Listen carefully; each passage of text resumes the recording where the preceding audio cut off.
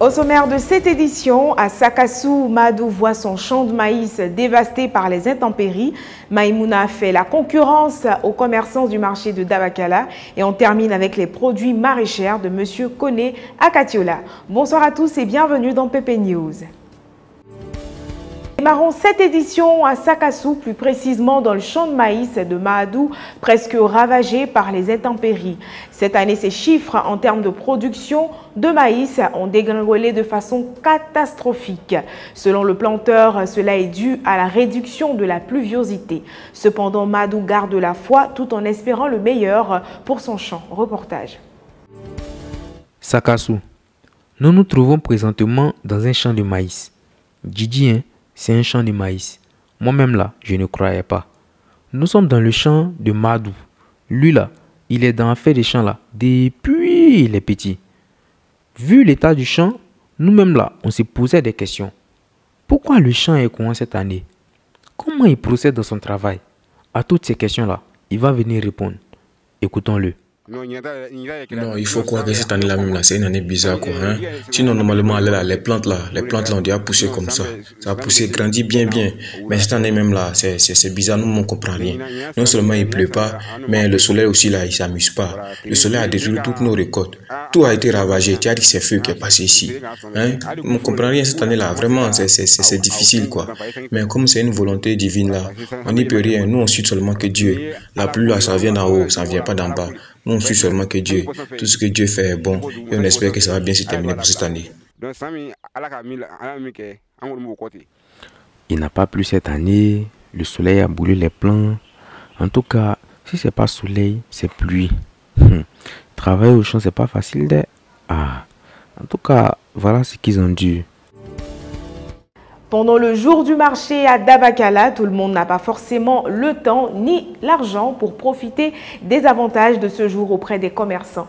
Consciente de cela, Koulibaly Maïmouna a eu la brillante idée d'installer un petit marché dans son quartier où il n'y a pas de jour spécial pour faire des courses. C'est devant une table bien garnie de vivres que nous avons trouvé la jeune dame à la tâche. Ici à Dabakala, là, si le mercredi est considéré comme jour du marché, là, chez Koulibaly Maïmouna, là, il y a marché tous les jours. Grâce à son petit coin installé devant sa cour, là, les familles qui n'ont pas pu faire leur achat le mercredi, là, ils peuvent avoir l'esprit tranquille. À première vue, tu as pensé que non, c'est pépère tranquille. Mais là, faut l'avoir fait palabre avec ses clients, palabre de monnaie.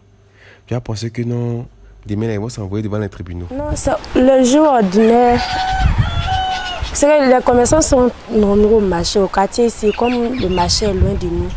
Donc, il y a des gens qui ne peuvent pas aller au marché chaque jour. Donc, c'est là on a proposé de faire une petite table devant notre porte. Et puis, pour se débrouiller un peu. Problème de monnaie, on a besoin, il n'y a pas de monnaie. Il y a des gens, si tu leur dis de partager l'argent aussi, s'ils gagnent monnaie, ils n'ont qu'à envoyer, ils n'envoient pas. Donc, notre meilleure solution, c'est pour garder leur monnaie ici. Après, si on gagne, ils viennent chercher. Il y a un contrat qu'on est en train de faire avec les gens des petits villages, on vend les glaces là-bas parce qu'eux n'ont pas de courant. Koulibaly Maïmouna, femme au foyer, très observatrice. Elle a déjà l'idée de ravitailler les villages environnants d'Abakala qui n'ont pas d'électricité en glace. Mais là encore, il faudra composer avec l'humeur des coupures de prix d'électricité qui font si bien la fierté d'Abakala. Direction la commune de Katiola, chez le spécialiste des produits maraîchers. En plein travaux sur sa pépinière, M. Koné a accepté de nous parler de son activité et de ses différents produits. Souvent là, à cause de certaines circonstances de la vie là, tu es obligé d'abandonner les études pour te concentrer sur autre chose. Maintenant, autre chose là, si tu as bien fait là, il n'y a pas de raison que ça échoue. Bon. C'est le cas de M. Koné, qu'on a rencontré sur la route Katiola-Boaké. Lui là, quand on parle de maraîcher là, c'est un expert dedans. Quand on parle de tomates, aubergines, piments sambon, il n'y a pas de secret pour lui. On allait le rencontrer pour vous. J'ai fait d'abord la pépinière, comme vous le constatez. Il y a deux planches. Il y a le piment sambon, qui l'ont fait d'un côté.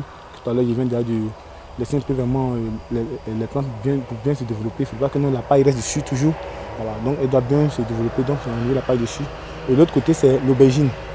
Cette carte d'aubergine vient de Ferté. Voilà, il y a des frères sénifaux là-bas qui font de cette variété. Bon, ici on appelle ça le klongbo. Je ne sais pas comment ici, il y a quel nom, il y a d'autres noms scientifiques là-dessus, mais nous, ceci, c'est le klongbo. Voilà, ça ne s'évolue pas trop. Elle reste un peu plus... Kone est un exemple qui montre que le peuple Dagbana est un peuple courageux. On a longtemps causé avec lui. C'est quelqu'un qui est fier de lui et puis aussi qui est très ambitieux. En tout cas, il est ouvert à toutes les propositions. Tant que ça concerne affaire de maraîchage seulement là, lui, il est partant. Et voilà, c'est ici que se referme ce chapitre de PP News. Rendez-vous demain à partir de 20 h pour de nouvelles informations.